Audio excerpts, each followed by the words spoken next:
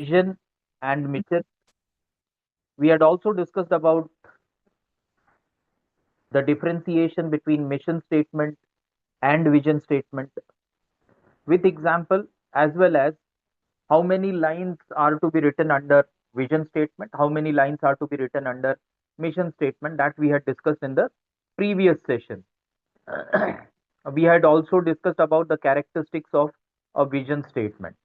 So in today's session, we will be talking about what is the able metrics, what are the three dimension involved under able metrics that we are going to discuss. Now here in the diagram, you can see the three metrics involved: customer needs, customer groups, and technology. So this able metrics revolves around these three dimensions.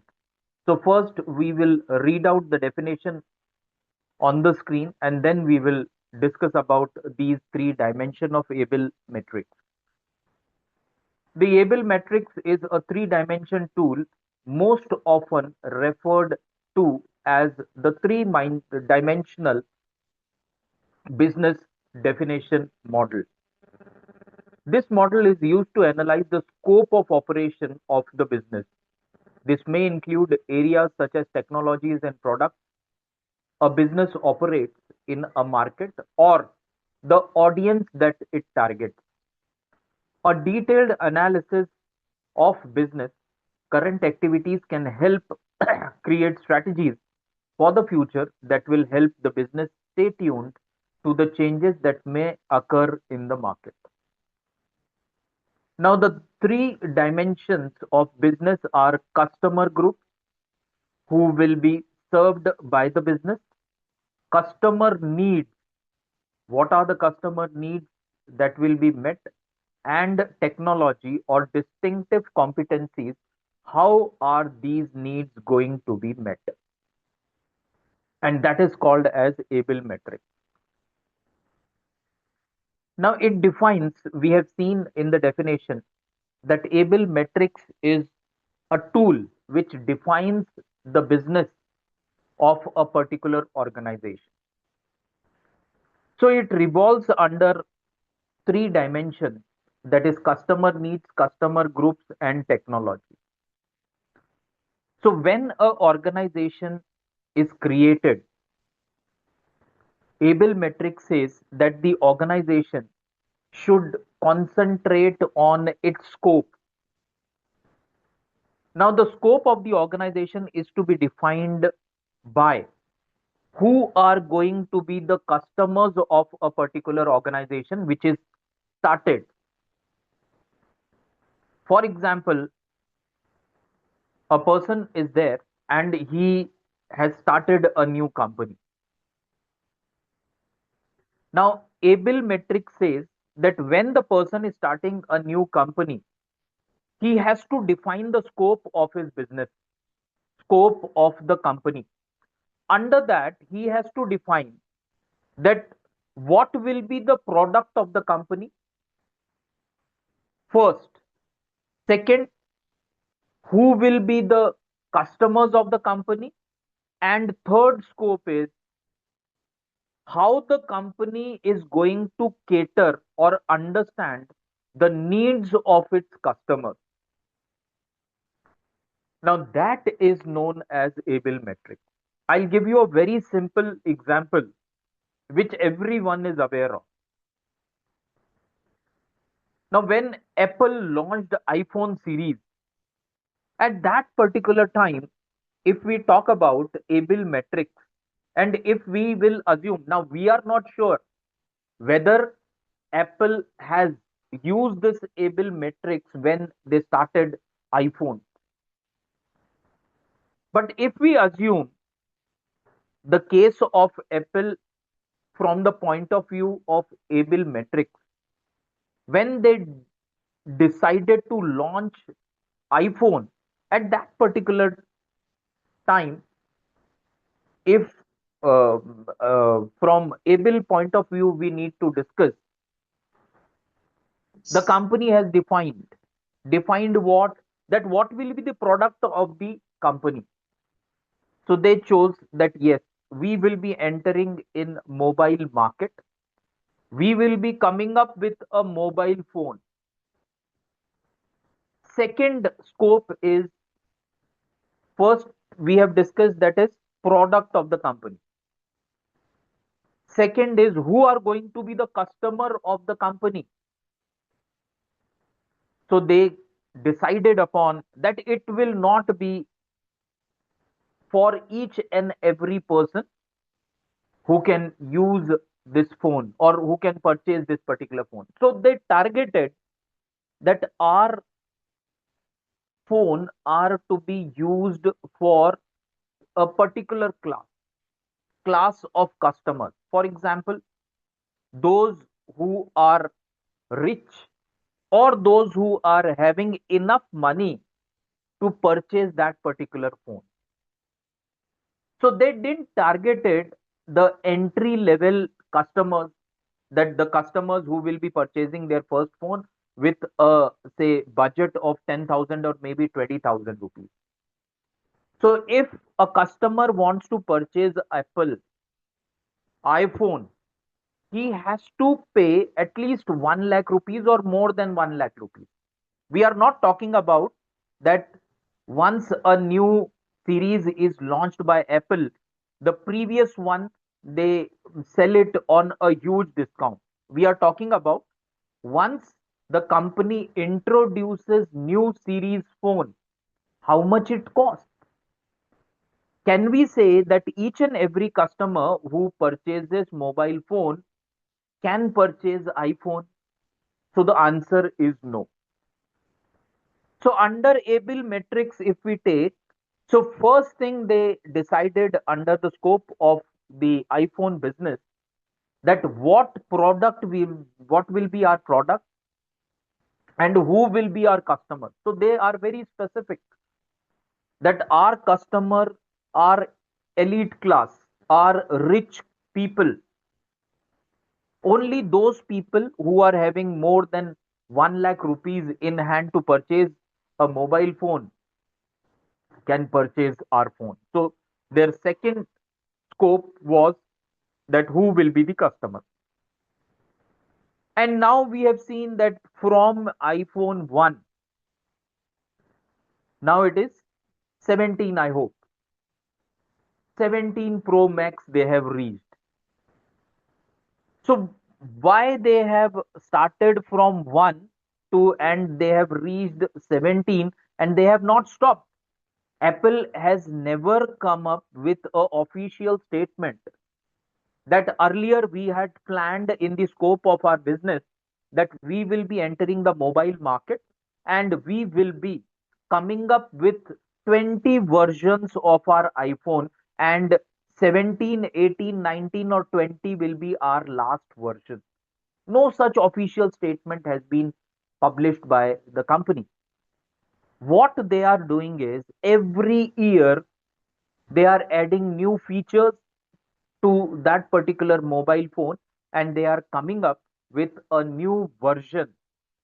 17, after 17 they may come up with 18. They will add 2 3 4 more features and they may come up with 19. So this way they are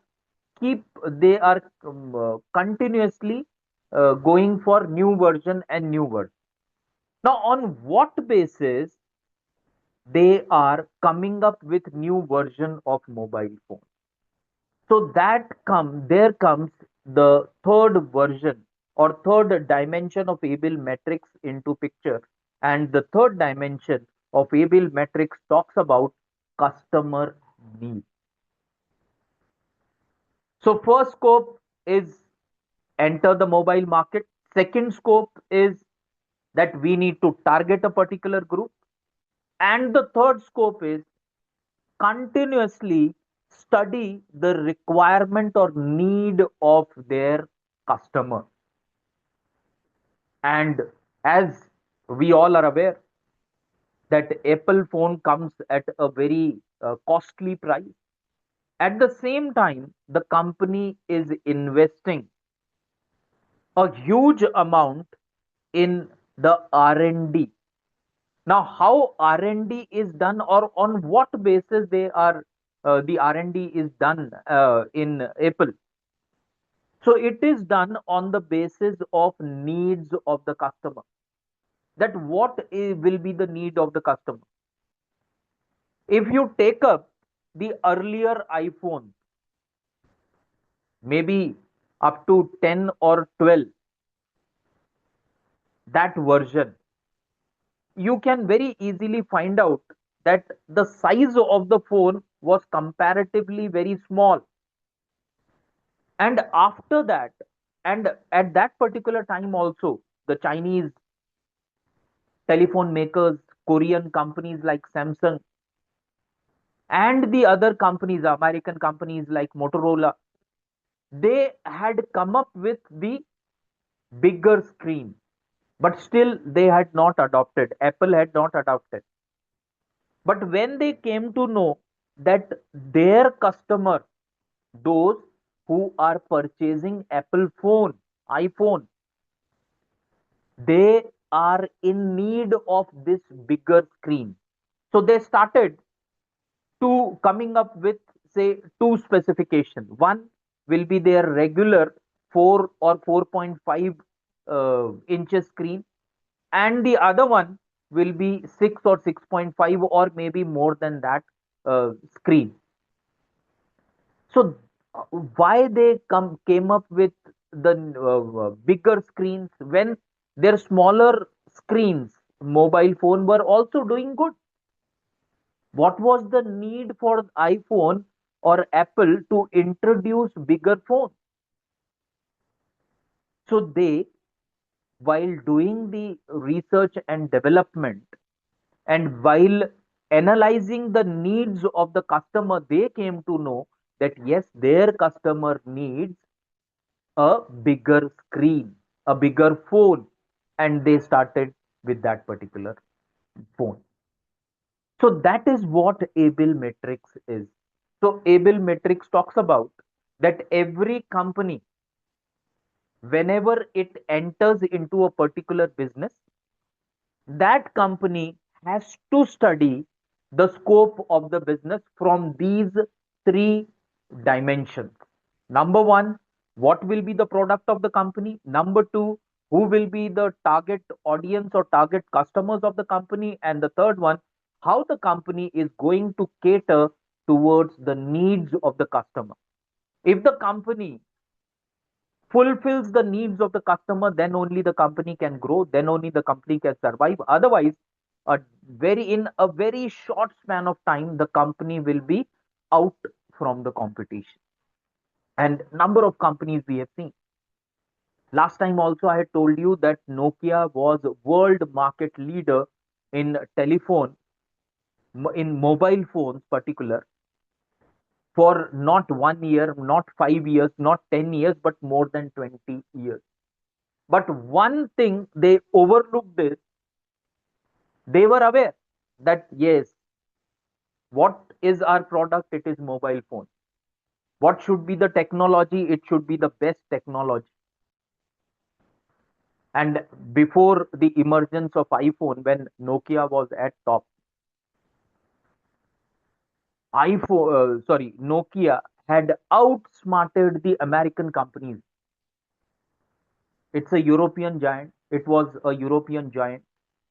So it had outsmarted the American companies, particularly the AT&T, who was at initially AT&T was the most important player in the telephone market, mobile market in particular, if we talk about. Then came the Swedish company, and then came the Nokia. Nokia stayed there in the market for more than 20 years as market leader.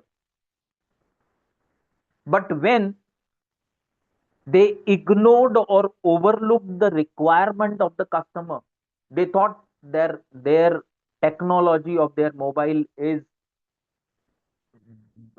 at the highest level. There is no scope for any improvement in the technology. Their customers are happy. At that particular time, the Korean giant, that is Samsung, came up with the Android services or Android platform. That operating system changed everything. Android was first approached, or Android first approached to uh, Nokia. Nokia said very clearly to Android that no, our operating system is one of the best system, and that's the reason why we are at the top for the more than 20 years. So we do not need any change. Customer was in need of something better than the Nokia operating system. At that particular time, Samsung was the company which accepted the uh, offer, and they adopted Android as operating system in their mobile phones, and rest is history. Everyone is aware of. At the same time, now, instead of the iPhone, if we talk about, they do not compromise on technology, because iPhone, if it is say uh, costly, the technology wise, security wise, performance wise, from every angle, that particular phone will give you the best possible performance. So technology wise, it is very good. And they have also included the needs of the customers. They are changing as per the needs of the customer. It is not that the present need of the customer will be same after 5 years. After 5 years, after 2 years, or maybe after 1 month, the need may change. So we cannot be very rigid that my technology is the best, my customer is not going to leave me. If we ignore the needs of the customer are going to ignore us. And that is what had happened with the company called Nokia. If we talk about the automobile sector also, earlier Ford Motors was the world market leader, and how Ford Motor was outsmarted in the competition by the Japanese companies like Mitsubishi, like Toyota, like Nissan. Now these companies, they came in late in the market, in automobile market, but they outsmarted the Ford Motors. Why? Because Ford Motors also, as they were ruling the entire world, they thought that our technology is the best. We do not need any improvement. They ignored the needs of the customer, and rest again, we all are aware. The recent example is Tesla. Tesla was of the opinion that we are the best in electric cars. And no doubt in that, Tesla is regarded as still the best car in electric market. But how BYD is overtaking Tesla? Because again, Tesla is not successful. Why Tesla has not been got so much success as it had in European market, or in European market when we compare it to the Asian market? Because the needs of Asian customers are different than the needs of American customers, Western customers, or European customers. So the company had a very, say, idea, and that idea talked about that we are the best technology. We are having the best technology, no doubt in that. They had the secured customer base, or now also they are having a very say secured customer base. If we talk about European countries, if we talk about the Western countries, but the same situation, company thought that we can, or the same thing which we have suffered sorry, we are tasting success in Western market, we are tasting success in the European market. So let's launch our car in the Asian markets also. And in Asian market, the success was not as they had imagined. And the reason was that the company ignored the needs of the customer, particularly the Asian customers. Now, Asian customers' need is very different. European customer, Western customers, they are ready to spend more for better technology. But the mentality of Asian customer is, we are talking about all the Asian countries. It is not only India, it is not only China, all the Asian countries, because Asia is the emerging market. We all are aware. And that's the reason why every European company, every American company is targeting Asian countries. They want their cars to sell, their product to sell. Then which is the most lucrative market? So it is the Asian market. So they ignored the Asian mentality. Asian mentality is, we need best quality, but we are not ready to spend as much as the Americans or the Europeans are ready to. We want best quality at a very economical price, at a very cheaper price.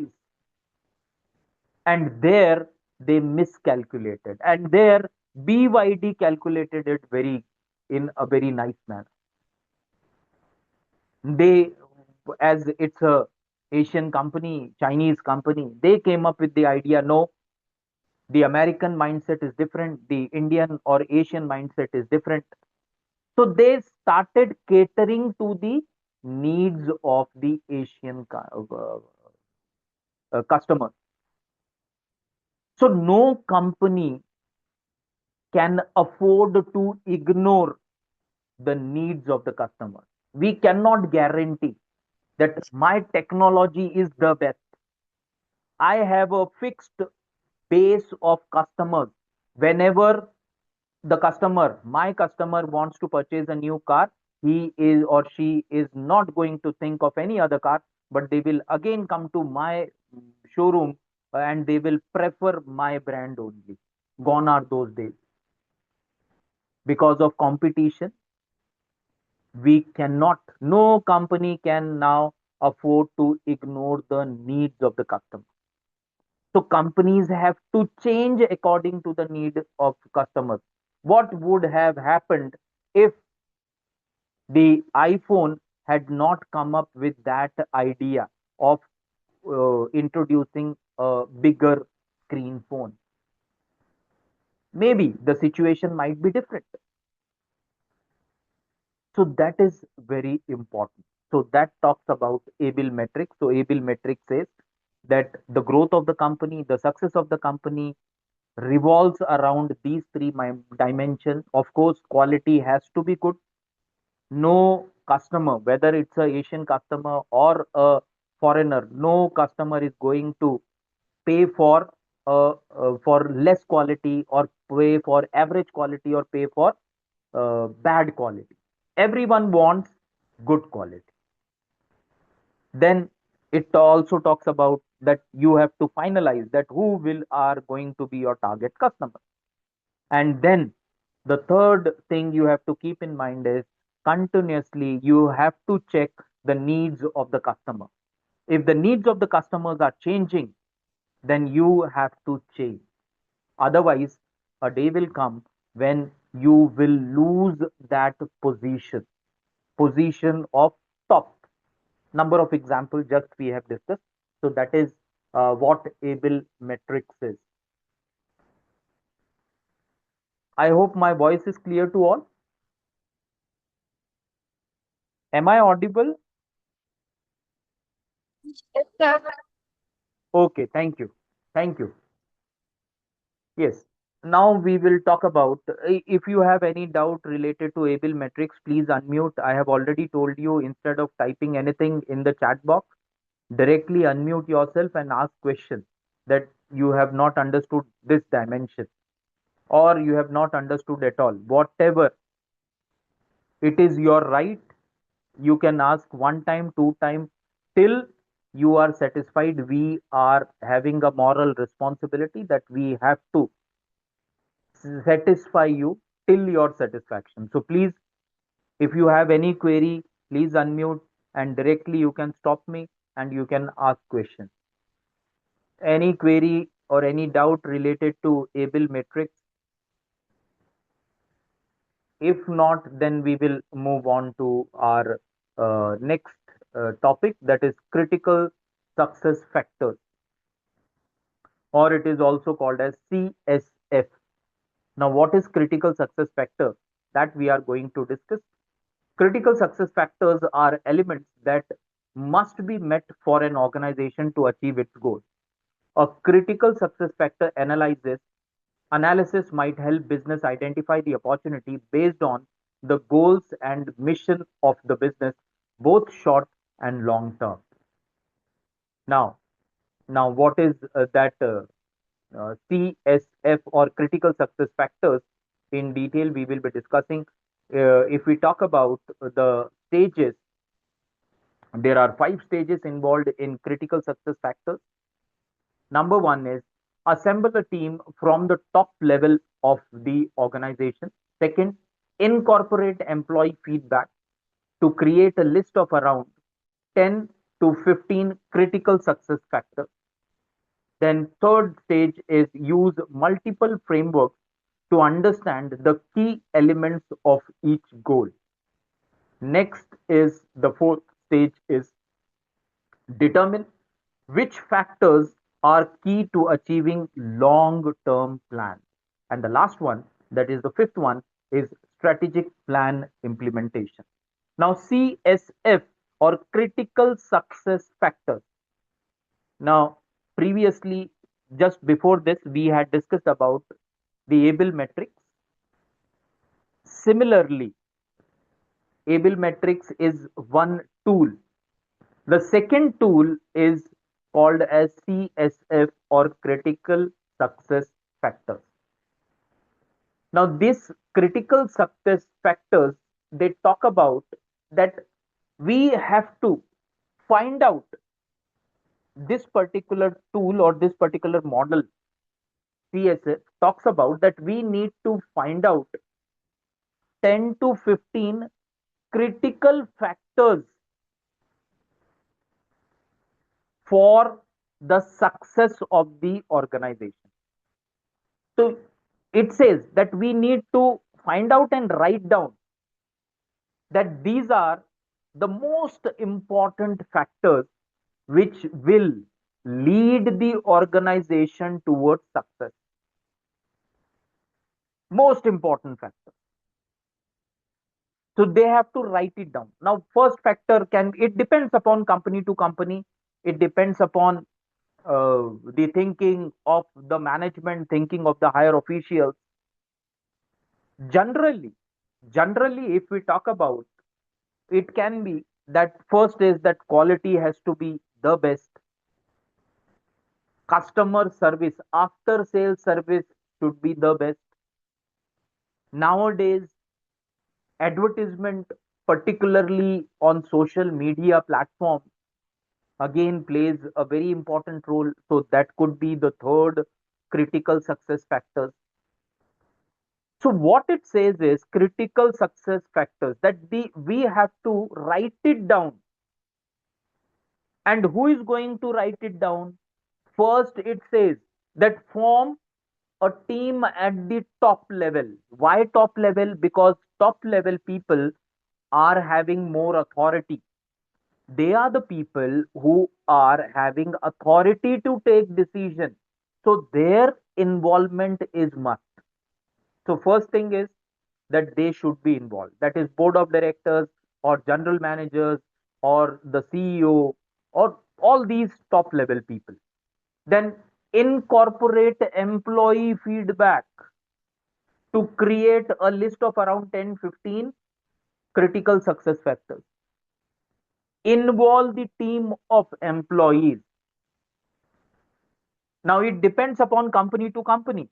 Some companies may involve the team at the higher level itself, that who will be the part of these 10, who will be these 10 to 15 employees. So company may say that, okay, we are having six senior managers. So six senior managers will be part of this particular team, who are going to write down our successful critical success factors. We are having three general managers. So three general managers will be part of this. The other company may come up with the idea that why to include in that particular team only the top brass? Why not include the middle brass as well as some people from the lower brass also? So it depends upon company to company. Second stage talks about that we need to write down the success factors, critical success factors. Now, the meaning critical is here. It denotes that if we ignore these are the most important factors. It is not that other factors are not important, but these are considered as the most important factors. So, most important factors. So we need to write down these factors. So, for example, if the company writes down that we cannot compromise on technology or quality, so quality is to be the best, first critical factor. The moment we ignore quality, our growth of the company may come down. Second, the company may say that looking at the customer which we are, say, targeting, we should be providing the product for a very economical price. Very economical price. It should not be very high. Why? Because our depending upon your customer, you have to decide. Your company has to decide. The moment we increase the price of the product, our sales will come down, and automatically it is going to affect our profitability. Next could be that we should give the best after sales services. The best after sales services. So that could be the critical factor. Why after sales services? The company may feel that if we want to retain our customer as well as we want to attract the other customers, we have to promote our customer care services with the best services. After sales services is excellent. For example, if I have purchased a washing machine, and if I have some technical there is some technical problem in my machine, and I got in touch with the office customer care of that particular company, and if I am happy, I have contacted the customer care informed me, no problem sir, just give us your detailed address, your contact number, and immediately within next 24 hours, our technician will be at your place, and he will check and he will resolve your problem. And exactly that happens. Within next 12 hours, the technician is at my place and he resolves that particular problem. As the problem was very small, he had not charged anything. So I will be very happy as a customer. So what I will be doing, company has not given me money to promote the product of the company, but still I will be sharing this, my experience with my friends, with my relatives, with my known ones, with my neighbors, which is an added advantage for the company. So this way, company officials have to note down that we have to concentrate on these 10 or 15 very critical aspects of our business, which are going to make our organization successful. And that is what critical success factors are. So it is not that for every company it will be same. For able metrics, it says that this is a tool which is to be used by companies under that three dimensions only. It doesn't say that for Apple, three dimensions will be there, and for SpaceX, there will be four dimensions. So you cannot apply able metrics differently in different organizations. Able has given only three dimensions, but that is not the case with critical success factors. You can design, you can write down for your company, it can be 10 critical success factors. For your friend's company, it can be 15 critical success factors. For other company, there can be 12 success factors. For other some other company, it is not. That it has to be between strictly between 10 and 15. It can be 16, it can be 17. So that is the basic difference between critical success factor model and the able matrix. Able matrix is having only three dimensions, whereas here it is to be decided by the officials of the company that how many critical successful factors they can write it down. And please remember that critical success factors are the most important factors. It is not that these are the only factors, but these are the most important one factor. And accordingly, you the company gives more concentration towards the fulfillment of these factors. Why? Because they are considered by the company as the most important or critical success factors, which will lead to the success of the company, growth of the company, profitability of the company. And that is what critical success factor is. So second part is 10-15 company officials will meet. The team will meet. The team will discuss. One member may come up with that, yes, this should be added as a critical factor. The other member can add 2 points. The other member can add 1 point. One member can add 3 points. And on the basis of those points, they will jot down that, okay, these are the 10 critical success factors. We have to concentrate on these factors the most.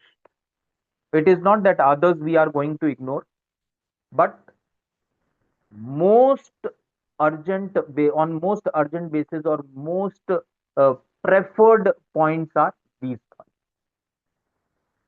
So first preference to these and second preference to the remaining. This way they have to find out. Then use multiple framework to understand key elements of each goal, key elements of each goal. For example, if we decide upon after sale services, then how we should design the company has to understand that how we should design our customer care services. Who is going to head this services? How we can make the customer service more accountable? How technology can be used in tracking the problems of the customer. All these things are to be designed under the third level. Now, fourth level is determine which factors are key to achieving the long term plans. Again, that these are the factors which are very important. Next important factor can be that we have to have very transparent system. Transparent system means no manipulations in the financial statement. If the company is doing good, whatever profit the company is earning, only that profit is to be reflected in the financial statement. It should not happen that company is earning 5 crore and the financial statements are showing 50 crore profit just to attract the investors. Again, that is not the case. That is not going to be, say, good for the company for a longer period of time. And last one is strategic plan implementation.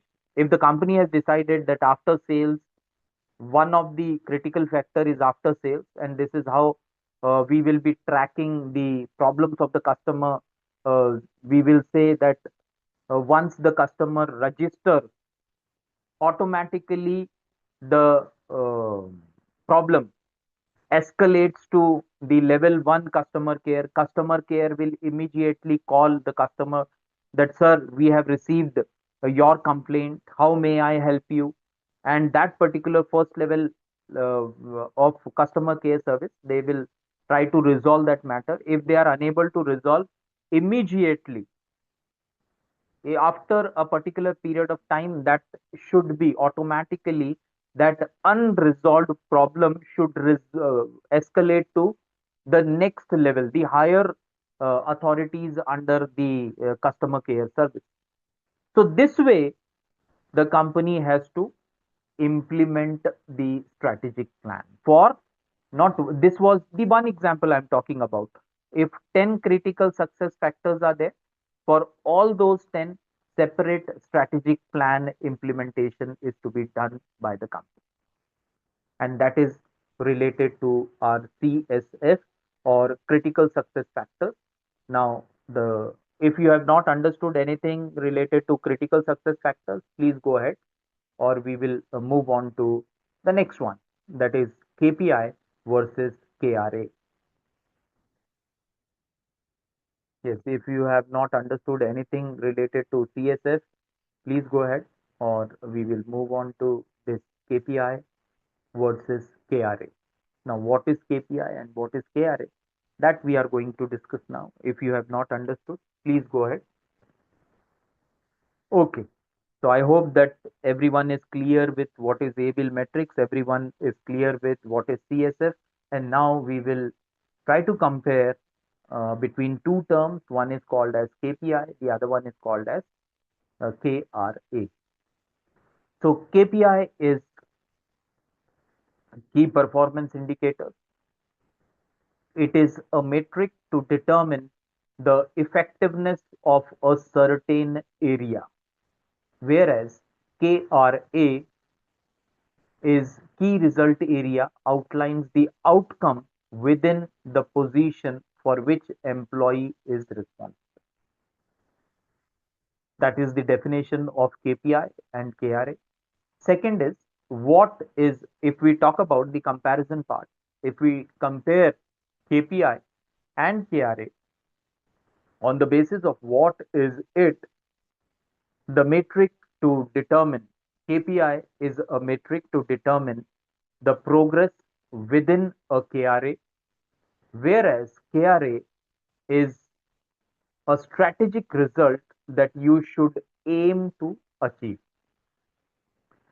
Now, if we compare the use of KRA and KPI is, KPI evaluates the productivity or success towards specific goals, whereas KRA describes the scope of job role. If we compare as from the point of view of process, KPIs are created based on KRAs. KRAs come before KPI. If we talk about measurability, it is KPIs are quantitative, whereas KRAs are qualitative. Then for KPIs, if timeline is there, KPIs are benchmarks that can change from month to month, whereas KRAs focus on long-term goals. Now, the most important part here is the measurability. KPIs, that is key performance indicator. Key performance indicators are always quantitative, whereas KRAs are qualitative. Now, quantitative, we are talking about measurability, and key performance indicators is a metric to determine the effectiveness of a certain criteria. For example, if we want to measure the output of one employee. Now, how we are going to measure the output of an employee? So, every organization has a set standard of output for a particular employee. Now, set standard is that what should be the maximum output or what is the desired output of an employee. Now, it is measured against a performance set, a standard set. Now, for example, the employee's output who is working on a machine has to be that he has to produce or manufacture 100 units in a day in one shift. So the company has the standard that 100 units are to be produced. So if we want to measure or if we want to understand the key performance indicators, we can very easily calculate or measure that whosoever employee, if 10 employees are there, out of 10, 6 employees were able to match the performance standard performance set by the organization, that is 100 unit put 100 units of output in a day in a shift. So 6 employees were able to achieve that target.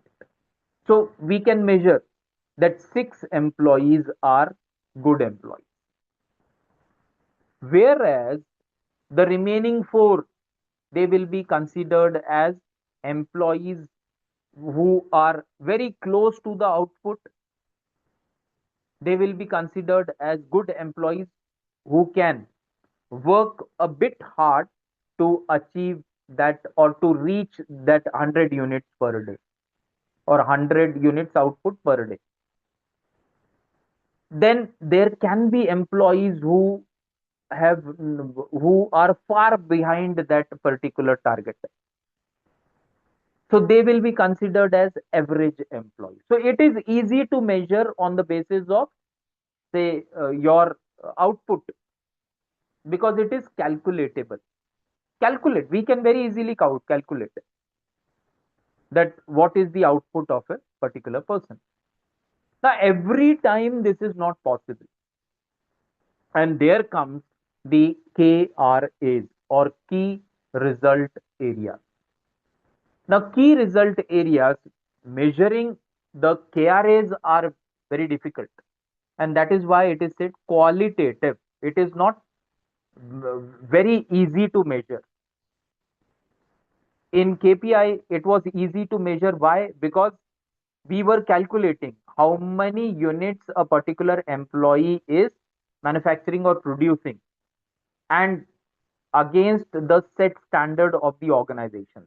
So we calculated that 100 units, so he was producing or he produced 90 units.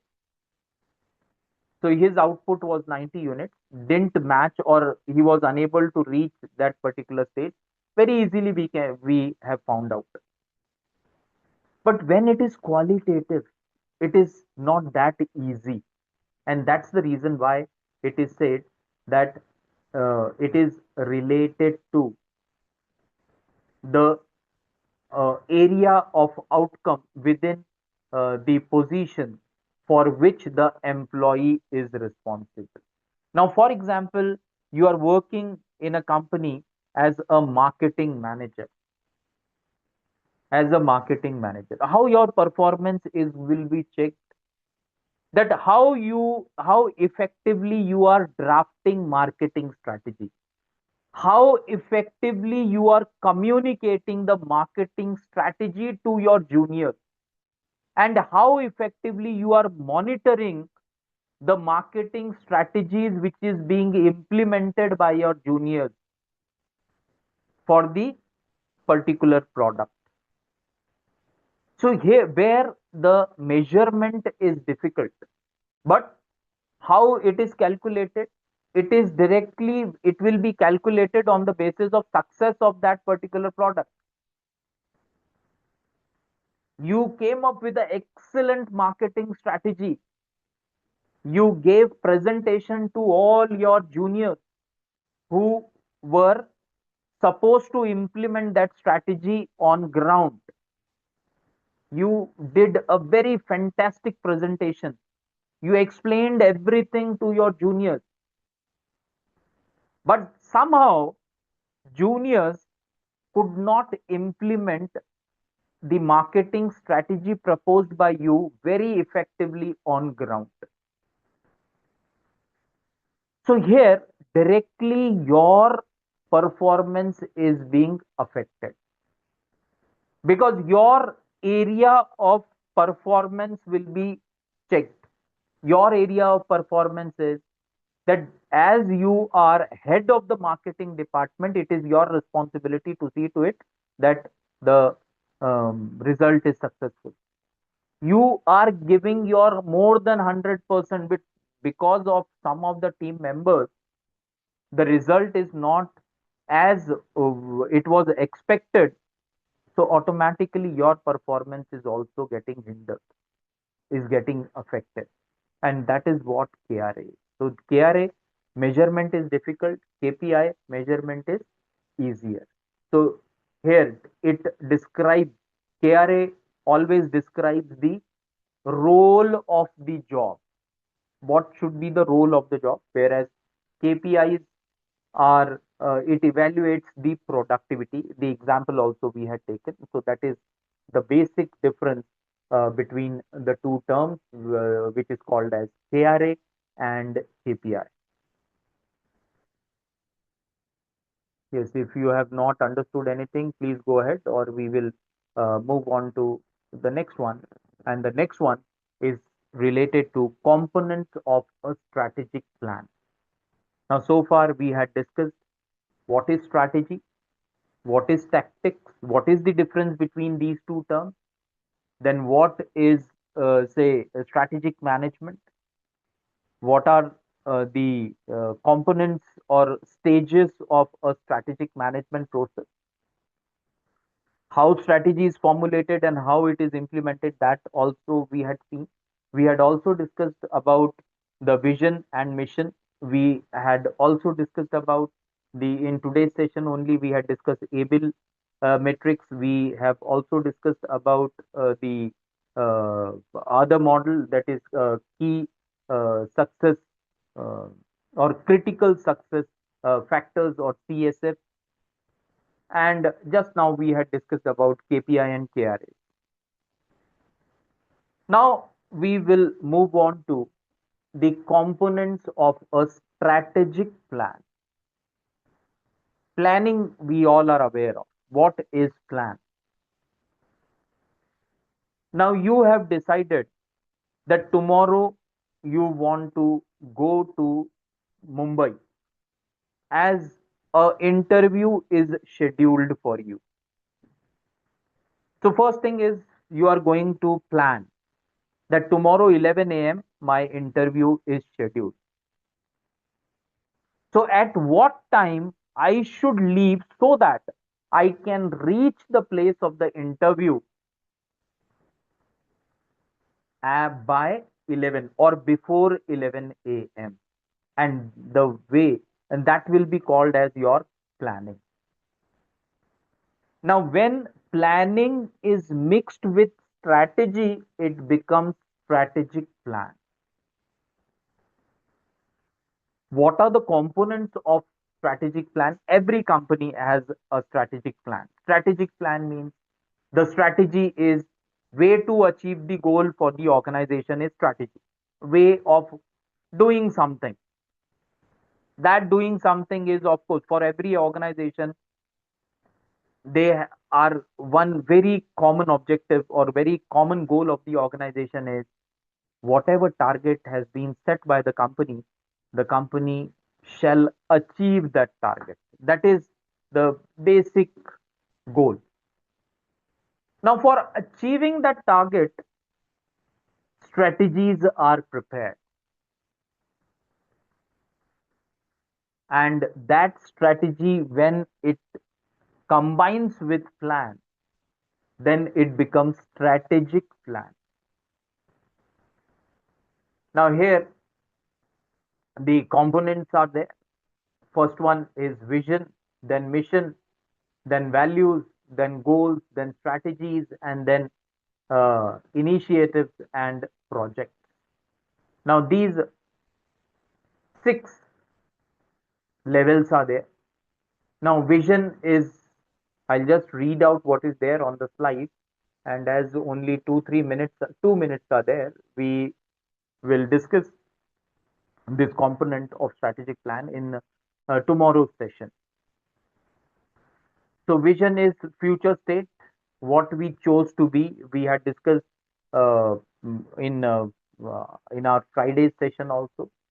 Then mission, why we exist, our core purpose or core competencies we had discussed.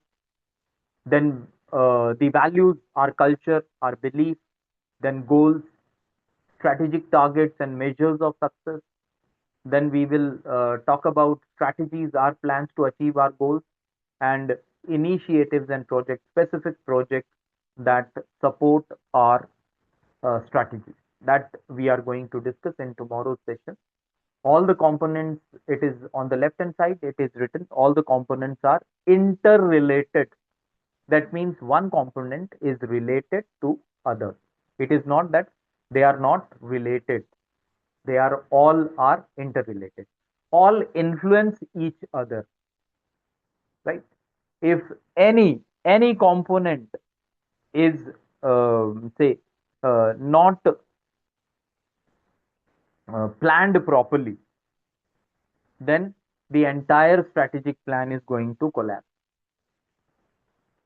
Concentrates our efforts rather than random attempts at change.